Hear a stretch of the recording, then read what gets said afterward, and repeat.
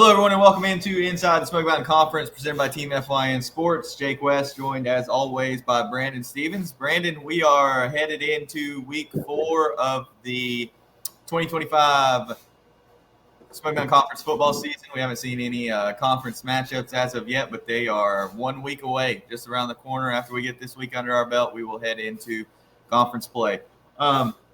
We've kept up with all our teams, kept a good eye on all of them. What would you say, Brandon, has been your biggest surprise so far of the 2025 season? Let's see. Really, it's been a little. I don't know. There's been some tough games with some of our teams, whether it's been Robbinsville or Swain getting ready to play some. They've got a tough schedule, and they've performed fairly well with some of these that are where we're supposed to be outgunned. But really, I think just some of the little things like Cherokee. We thought Jonathan Saylor was going to be the quarterback. He's really performing well at running back. I think Murphy doesn't have somebody that's just blowing everything away. It's been some shared performance. And on the other hand, Hayesville coming around with they're 2-1 on the season, doing well with some younger players and also Rosman. But I don't really have one thing that is jumping off the page and saying, wow, I didn't realize Cherokee, Swain, Murphy, Robbinsville, Andrews, Hayesville, any of these teams are just doing anything magical, but it's kind of a collage or a mosaic of just different things that I'm seeing. I think for me, it's not necessarily a team, what a certain team is doing. I think it's the quarterback play in the conference as a whole. Swain's got their quarterback back from last year. That's good. McClellan's playing good for Andrews in his first year. And Brady Grant has looked really, really good for Murphy in the couple starts we've seen him make this year. Grant seems to have really turned a corner, as a 3-year starter. He's had a lot of time to learn, a lot of time to develop, a lot of time to get some experience under his belt, but he looks really, really good. I've been really impressed with the way he has been able to stand in the pocket, deliver the ball on a string. Had some drops last week. Otherwise, he would have probably had over 200 yards. And then, Dawson Panther that took over for Jonathan Saylor in Cherokee. He leads the conference in passing. He's throwing the ball really, really well. So I think in a conference that is, dominated by the ground and pound, the run game, Luke Lovin last week at Robbinsville, 150 yards through the air for him, like 10 for 14 against Mountain Heritage. So Robbinsville found another aspect to their game that they can add in offensively. I just think the quarterback play has really impressed me in a year that I wasn't really sure that it would. We were thinking, Glaspie would see all the action with Danny and Rattler and Andrews, Glaspie and Swain, Cameron Clem and Murphy, some of those guys, Trey Graves in Hayesville, which he has been carrying the load for Hayesville. But, those guys have been helped out a lot by some quarterback play this year, and it's really opened up the ground game and allowed us to see some multifaceted play from a lot of these teams so far. Yeah, and I think, like is in the case of Murphy, I think most people will jump back and say, well, Cameron Clem's going to carry the ball every time. And no, they've found some luck with Michael Brown, Blake Davis, and also I think with a look at passing, what you're talking about, just talking about Murphy for a second, Brady Grant, not just always hitting Ryan Payne, who is, a great receiver, but he's also been able to throw some running back passes. And we haven't had to see him scramble too much. So just quarterback keepers or, any kind of design plays for quarterback to run the ball. So he can. I think that breaks down to where their line is doing a really good job. And the one thing about them is that they're not letting too much get through the line. I know in the beginning, probably at that Franklin game, a little tough to stop running back Garrett, but otherwise, I think they've picked up. Robbinsville, on the other hand, again, it's coming back to bread and butter. It's like you said, it was the ground game, and not always necessarily just downhill running. I think folks are having to figure out ways to get around some tough lines like Murphy and that sort of thing. On the other hand, just checking it out, I'm quite impressed. Even though they're 1-2, I think Rosman is on the verge of turning the corner and getting some places. 670 yards on the season. That's more than what Murphy has.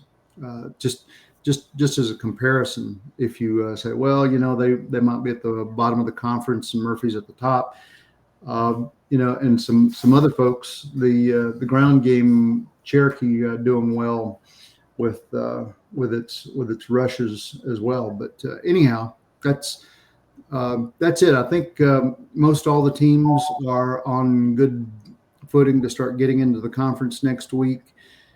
I think most everybody has a game next week. Murphy will be off, so and they'll wait to travel to Cherokee. But they continue their road game, and we'll talk about their challenges ahead. Yeah, let's talk about them. So they're coming off a huge win against East Surrey. What was that, 42-6, I think, in a game that, like we said, if it weren't for some drops, Reddy Grant would have had over 200 yards. He had 176 yards against Heard County in that loss. 144, 6 for 12, 144 yards passing against East Surrey. And then Cameron Clem had, I think he had maybe 90 yards last week against East Surrey. But either way, he had 90 yards on 11 carries, 8.2 yards per carry. But either way, Murphy, good bounce back week. I think you said following the game when we talked, sometimes you're the bug, sometimes you're the windshield. They were the bug 2 weeks ago against Heard County, and they were the windshield this week against East Surrey. But they go back on the road to AC Reynolds this Friday. What can you tell us about that one? Well, AC Reynolds is one of the unique teams in the mountains in the sense that there are 21 different players that will get out on the field, meaning that they're dedicated offense and dedicated defense. There's only one utility player, and I think that's Jeff Chambers. He'll play both sides of the football, offense and defense. But that's a larger school just outside of Asheville in the Fairview community, and it's been a perennial power. They were 4A, 3A, 4A, just depending on their enrollment. But this has been a team. I'm surprised that they haven't had more state championships and more accolades that go to them. They've had players that go on and play at the next level, and not just they're getting into Division I and bigger schools. One of the more famous ones, I guess, is like Chase Rice, country singer, a survivalist, and he was also a football player at the University of North Carolina, and really a big guy. But that's sort of the caliber of players that we're seeing coming out of AC Reynolds. AC Reynolds, as a team that they can be a utility. They'll play probably a couple different quarterbacks. I think coming into this season, there was this hope that they would have Avery Hollifield, who's a junior. Came out of the private schools and in his school last season. Let's just call it 2,300 yards. It's 2,299 yards in 6 games, and to spin that into gold over at AC Reynolds, haven't seen that as of yet. The Rockets, have had a couple of losses. They lost to Brevard, 31-7. They lost to J.M. Robinson this past week, 49-21. One against Maiden, 27-26. So they've had close games. This is, and the other thing too is AC Reynolds. Word around the water cooler coffee pot is that they're a little banged up.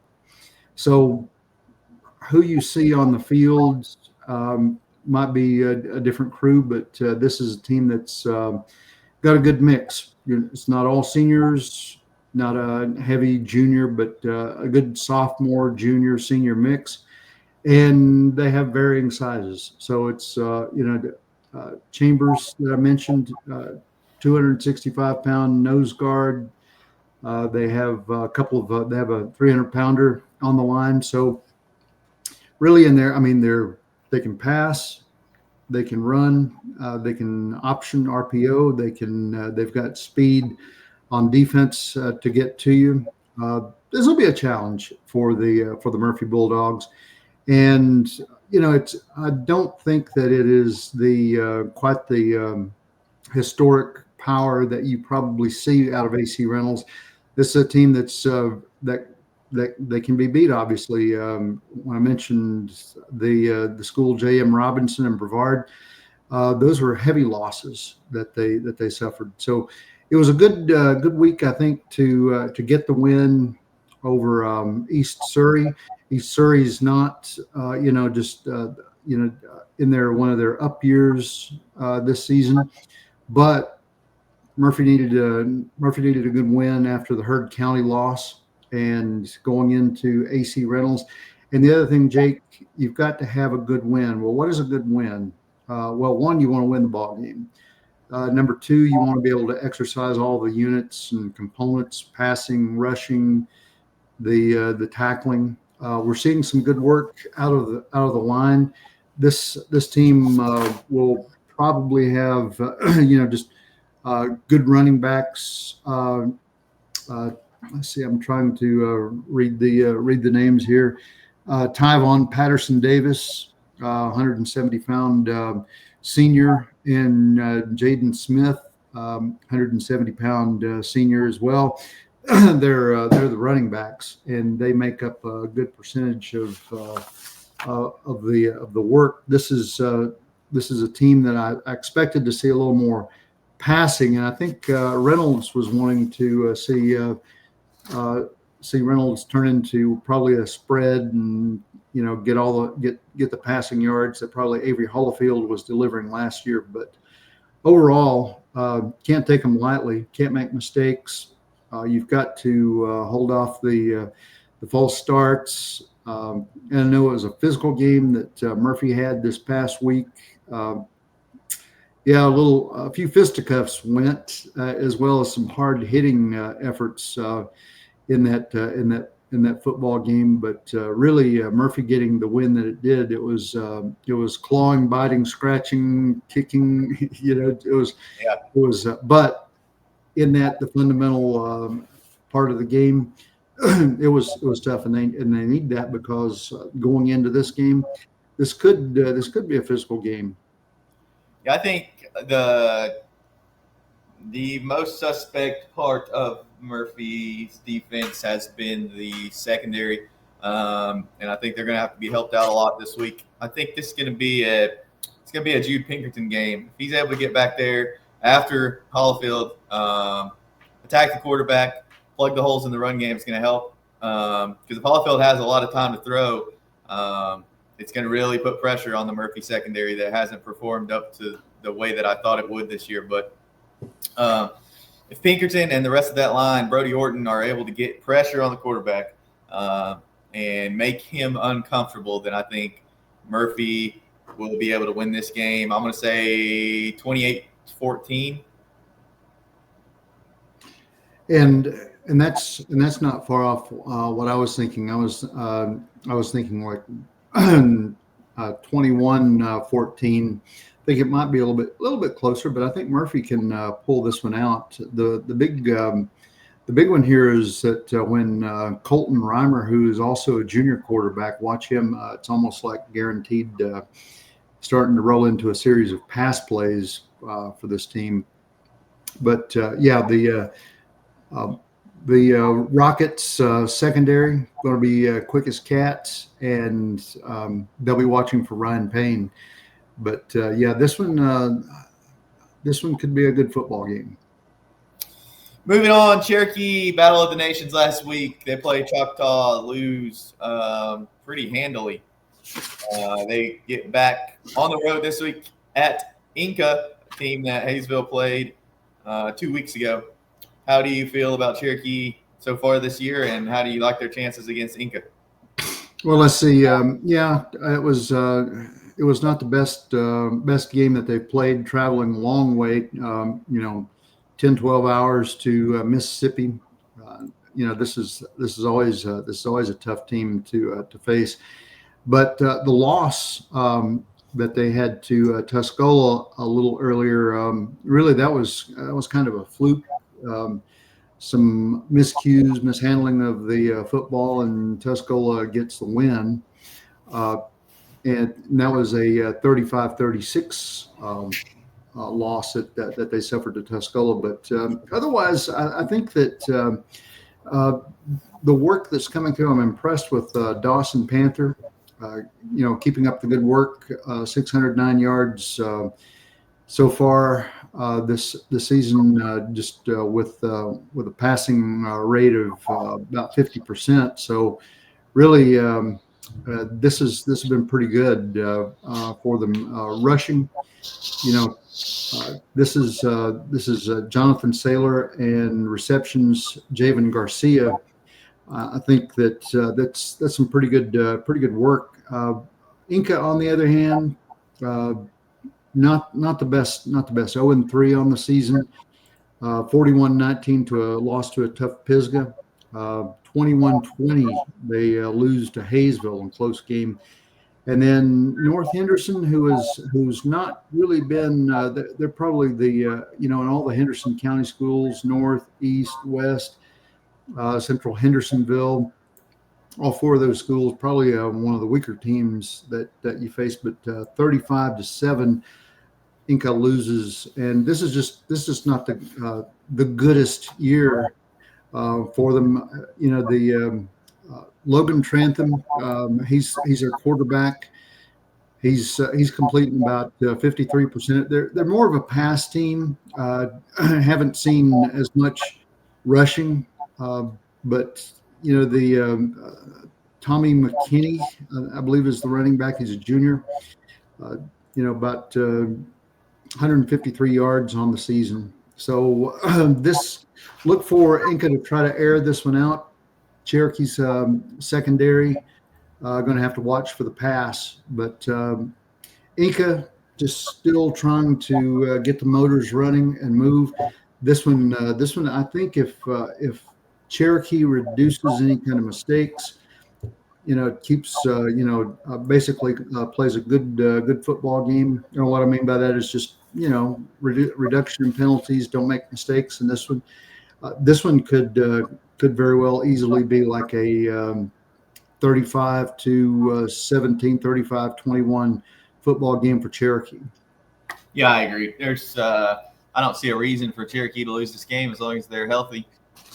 The 21-20 win by Hayesville at home against Inca a couple weeks ago was surprising, but I think Cherokee's offense should just be able to put way more points on the board than Inca can. But let's shift gears and talk about Hayesville. They're playing Georgia Force Christian, a team that they lost to 7-6 last year, and a team that is 4-0 this year. They've played nothing but Christian schools, obviously, but still not your average run-of-the-mill homeschool team. I think they were homeschool state or homeschool champs not too long ago, and like I said, they beat Hayesville 7-6. this time last year. So what do you see coming down the barrel for Hayesville? I think they are on the road for this one because they lost at home last year. Well, Hayesville, get ready for the pass, get ready for the pass, get ready for the pass, because that's what they like to do. That's where they move the ball. Rushing has not been that productive. Almost less than 100 yards per game for it. Let's see. I think senior Sutton Mallory. He's probably the leading rusher. Has 34 carries, 126 yards on the season. But again, I think. And I like this last name, Tyler Vogler. He's the leading pass receiver, 22 yards per reception. So once he receives the ball, he moves with it, and he's got some speed. This one could be tough. This is usually when you see that Georgia force. Q Foundation, some of these private schools, homeschool team setups, you automatically in the back of your mind say, "Oh, it's an automatic win," but I don't think so. They've won the South Carolina Spartans game. That was kind of an odd game. It was a 2-0 win. I wonder if they're playing baseball or soccer, but. They've won with a good cushion. I want to say it was Christian School, Cherokee Christian, 27-23, Augusta Christian, 20-13. Maybe a little bit closer than early going in the season, but 39-2 they win over the Cabrera Stallions. Looking into some of those schools, they're obviously not the toughest teams probably that you would ever see there, but. Most of them set up, and they like to spread it out and do the pass. That's what's coming down for the Hayesville Yellow Jackets. Yeah, I actually think that that 2-0 win was. I think it was a forfeit. I think they've actually only played 2 games. That's right. But they have 3 wins. But what's your projection here for the way this game's going to play? Well, just looking at it, the receptions like Magaha, he's about 75 yards on the season. Like to see some more good yardage coming out of him. Lance Coker, those are the favored receivers. But Trey Graves, man, just looking at his senior year, almost 10 yards per carry. I think. Hayesville can do some work and run over Georgia Force if the front line just bows their necks and knock some folks around. I think after the Copper Basin win, even though Copper Basin hasn't won a game this season, and the win over Inca, you've got some good momentum going behind you, and I think. With that, a good mix of running and passing. This could be like a 24-10 football game and a win for Hayesville. I think Hayesville can take this one. Just stick to what's been happening, and Georgia Force is going to see a little bit different team out of Hayesville. That's running smash mouth football if they play it that way. Yeah, I think I don't know. This is you never know. That's the tough thing about playing these teams. You never know what you're going to get really out of them because you talk to some of the coaches around the league. There's maybe not great film on them, or they don't know these teams that they've played, so they don't know how tough they're going to be. But this is once again just like Cherokee. That's a game they should win against Inca. This is a game that Hayesville should win against Georgia Force. I like your score prediction. They should win by 2 scores. They should be a little bit kind of pissed off that they lost last year at home, 7-6. So, yeah, I think I'm going to go with Hayesville in this one too. You mentioned their win against Basin. That's who Rosman has coming down this week. To Rosman, they get to play on that nice turf field again. They got a win last week. They have a chance to get back to 500. I think, Jake, at the end of Friday night, Rosman's going to be 2-2. They're 1-2 right now, and what I mean is there's going to be a win over over Copper Basin. The last week, East Henderson is really kind of in a slump, and Rosman took advantage of that 28-10. A little earlier, suffering a couple of harsh losses, 48-14 to North Buncombe, 35-0 to Owen. We predicted they would beat Owen because Owen's has been really in a big rebuilding period. But the sophomore Braden Owen is getting out, making some pretty good passes, but not a lot of passes coming from Rosman. This has been on the ground, 133 carries for this team, 670 yards. I like Brian Ronaldo. He's got 40 carries, 240 yards. So not the hugest numbers for Rosman Tigers, but I really think with the fact that Copper Basin has only scored 8 points this season out of 3 games. They lost to Hayesville 41-8. Mount Bethel Christian 58-0. The Towers Titans 41-0. There hasn't been much there with pass or run. So this could be a night to really sharpen the blades for the Rosman Tigers as you get ready to round the corner and get into the conference. Do your best, and this one I'm thinking if Ronaldo and Dodson play well, I think you could probably see that the Rosman Tigers come out of here with like a 28-0 win over Copper Basin. I'll just leave it short and blunt on that one. I think it's a good opportunity for Rosman to have a multi-win season for the first time since 2018. 2018-2019 season, they went 3-9. That's the last time they won more than one game. And it seems like Coach Allen has them headed in the right direction. They scheduled some games they knew they could be competitive in, and I think they can. I think, just like you said, I think they can take Copper Basin. I think this may be a little bit closer, but let's see. The computer says 28-27. Rosman over Copper Basin. I don't know if it's going to be quite that close, but I don't think so.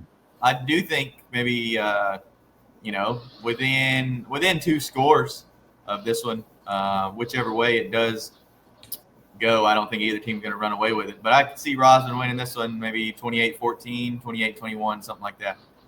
I think going back, I'm excited for Rosman to play this game. And Coach Allen, like you said, like to see him do some good things and pull Rosman up out of the ashes in a sense, because let's admit it, that they've had tough seasons, not many wins, and not getting over 500 in most of those seasons. It's good to see because you have limited community for players. I mean, it's all the things that. You could look at it and say, Rosman, that's a great tragedy, but not, I think Coach Allen is sculpting them in, and they're getting better, and each season they build on it. But in this one, I think Rosman has a chance to really shine. So I don't agree with the computer. I'm still going to say like 28-0. This one could be ugly for Copper Basin. Moving on, Robbinsville, Mitchell,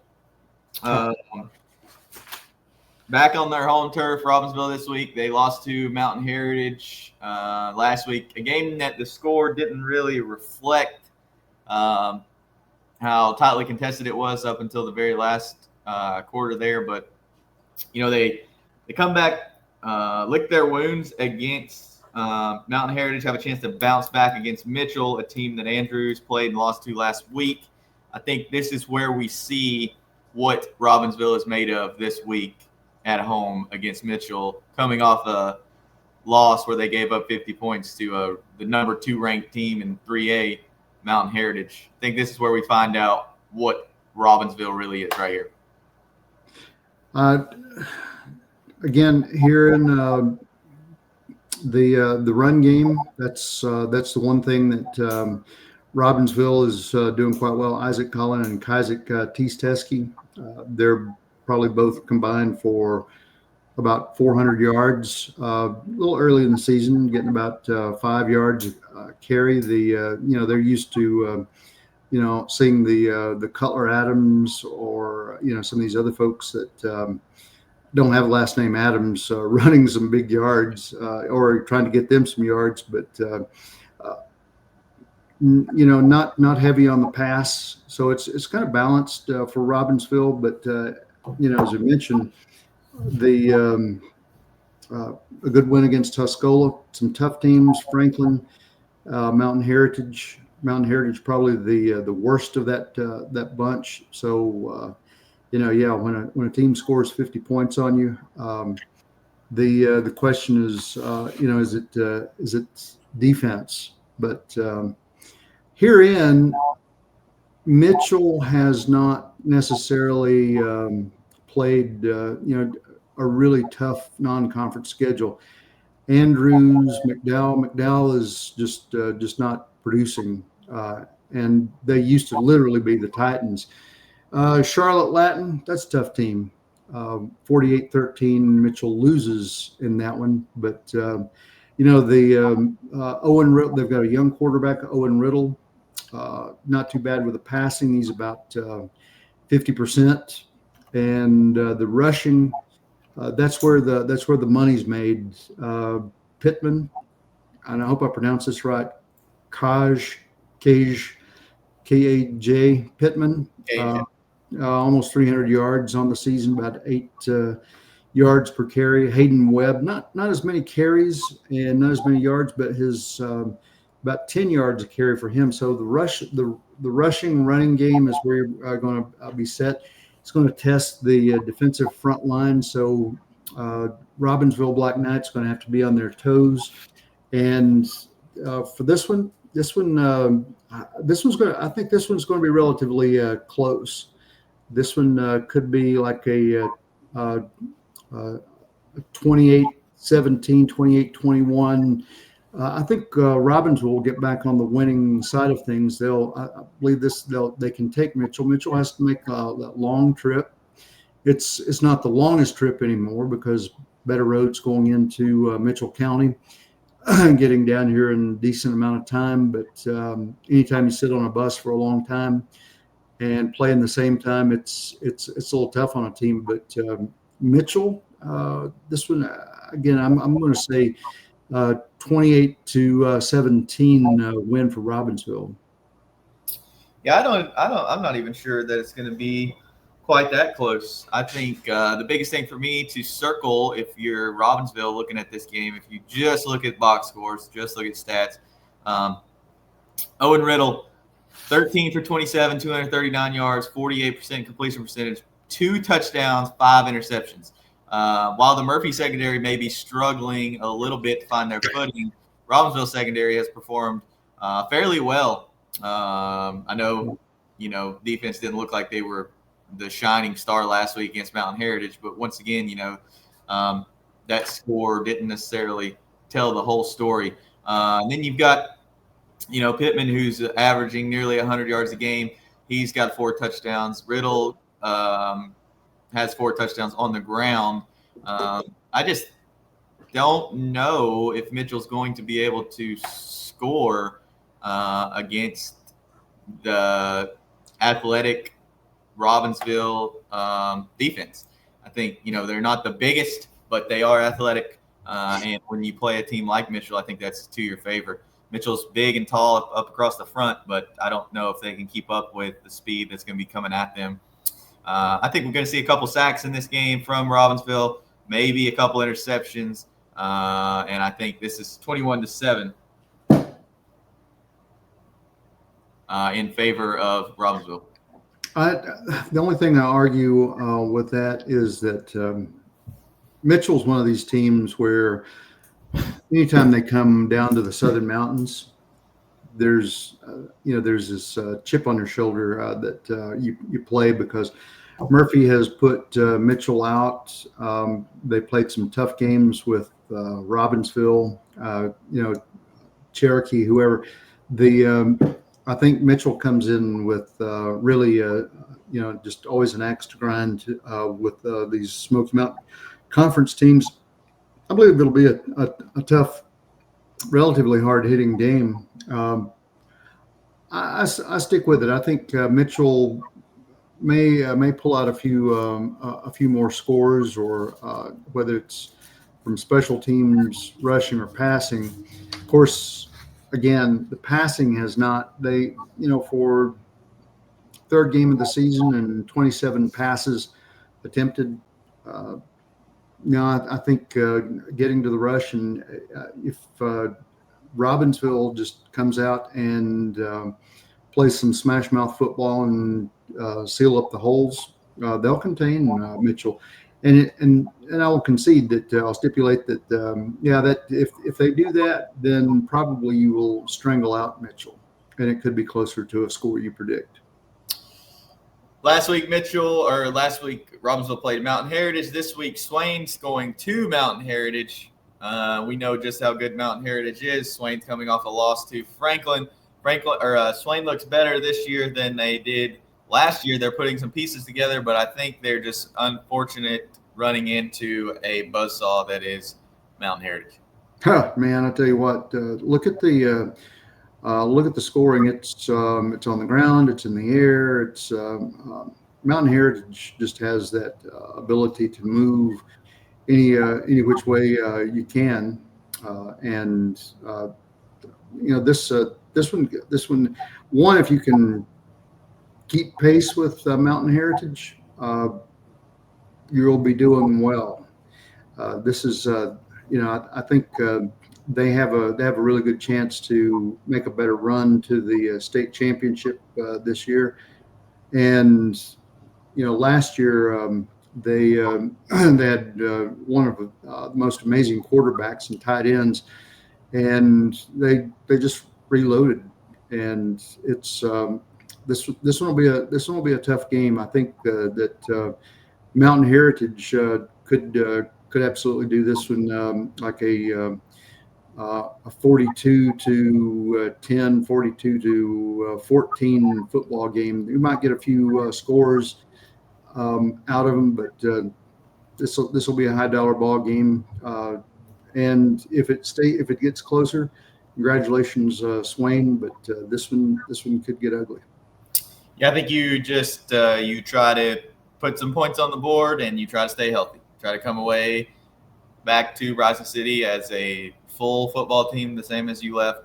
Not, you don't get any discouragement from losing to a team like this. Same with Robbinsville. You just come back, you lick your wounds, you pray that you can get through the game healthy. But Andrews has a chance to get on the board for their first win of the J.J. Johnson era, and I think they do it this week against Anderson. They lost last week to Mitchell. Had a defensive touchdown was their only score, but I think they have an opportunity to get on the board this week against Anderson, South Carolina. Yeah, it's been spread across the board. Not necessarily seeing someone just jump out and have real gaudy numbers for rushing or pass receptions. Logan Schuler, been one of the favored receivers. Brady McClellan, posting up some numbers, but the Anderson Cavaliers, no data, no history other than the fact that we see the scores. They've played 2 games and they've lost by big numbers, 48-0 to Orangeburg Wilkinson and 41-6 to Christchurch Episcopal. Both those teams have good winning records so far, 3-0 and 2-1 respectively. But Anderson Cavaliers, this could be the game that puts a little more power into the Wildcats. Gives you you need to be able to see what you can do in a game time situation. And but again, I think ground game. This one, if they can run this one well, Andrews, could be in there like 35-0, quite easily, and that might even be conservative. Yeah, I think 35-14. I think they will. Anderson will get on the board late in the game, but I do think this is going to be. If you're an Andrews fan, you need to be in Valleytown Friday night because this is a good opportunity to see your team win. And I think they're going to take advantage of this. We've got a new era in Andrews with Coach Johnson. He's right. done a great job, teaching these guys how the game of football works, but also teaching them how the game of life works. So they've got very young team. You mentioned Schuler, one of the best wide receivers in the conference. This is his first and only year playing football as a senior. And they've got a couple guys like that. So they've got had some new kids come out and strap it up. And I think it's only up from here for Andrews. But anything else you would like to say about week 4, Brandon? No, it's getting exciting to round the corner and get into some conference play. Yeah, some of these folks. Again, I think for teams like Murphy, better get a win Friday night. Keep the momentum going. You've got a week off. You've got your open date, your bye week coming up next week. So Murphy's guaranteed not to lose next week. But no, seriously, in that week, Swain and Andrews, and they will meet up. Of course, I don't have all the lists of the conference games that will be coming up, but I'm excited for that. It's the real run for the championship. And this year, what do we get to crown 2 conference folks, one lower, one higher, a 1A and a 2A? No, there'll just be one conference champion, but the seeding we could have 2 number 1 seeds. I get you, but no, it can. There's that coolness in the air, and it's we're creeping into fall, and I'm ready to see conference play, and this is where rubber meets the road. For sure. Well, Brandon, thank you. We'll be back next week, same time, same place. For Brandon Stevens, this is Jake West. This has been week 4 of Inside the